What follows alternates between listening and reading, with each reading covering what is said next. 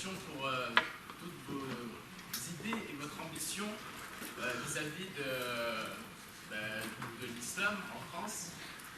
C'est-à-dire que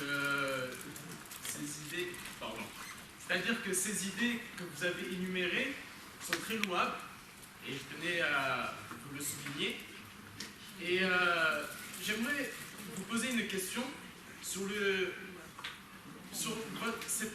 l'origine de cette ambition. C'est-à-dire que est-ce la volonté de, en quelque sorte, rafraîchir l'image de l'islam en France afin d'éviter ces amalgames ou notions erronées qu'on peut avoir de nos jours via des médias et autres, ou est-ce une volonté tierce qui a motivé ces objectifs? Bien. Enfin, vous avez fini votre question. Ah, très bien. J'essaie d'être un homme qui privilégie l'écoute jusqu'au bout. Merci infiniment de considérer que mes idées sont louables.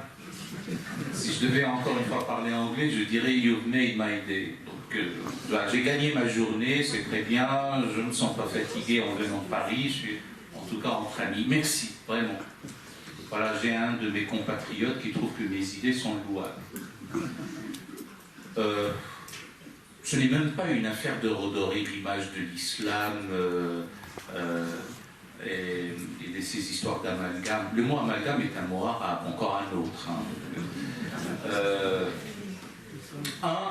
Pour vous donner une réponse directe, même si je ne me sens pas sommé d'y répondre, il n'y a aucune raison. Nous sommes compatriotes, vous êtes citoyen, je suis citoyen, je ne vois pas pourquoi vous m'interpellez. Est-ce qu'il y a une idée tierce? Dans l'absolu, je peux dire, et alors?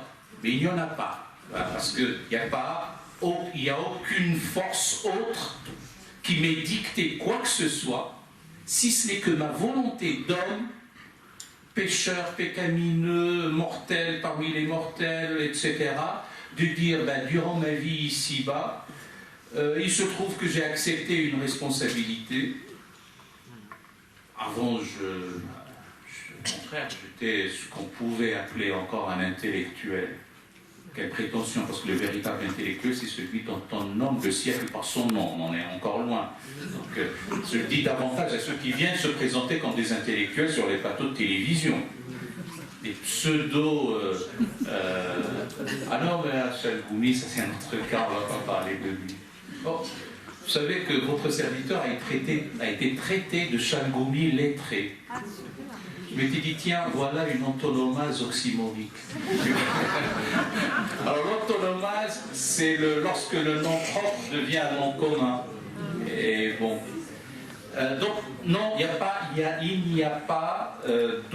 pas une dictée qui m'est venue d'autre que ce que je pense être juste à un moment donné. Parce que nous avons la possibilité de le faire en France ou en Europe, mais nous n'avons pas la possibilité de le faire ailleurs. Eh bien, que ça soit transmissible ailleurs, sans dogmatisme, parce qu'il faut se méfier de ceux qui pensent qu'ils ont vraiment raison.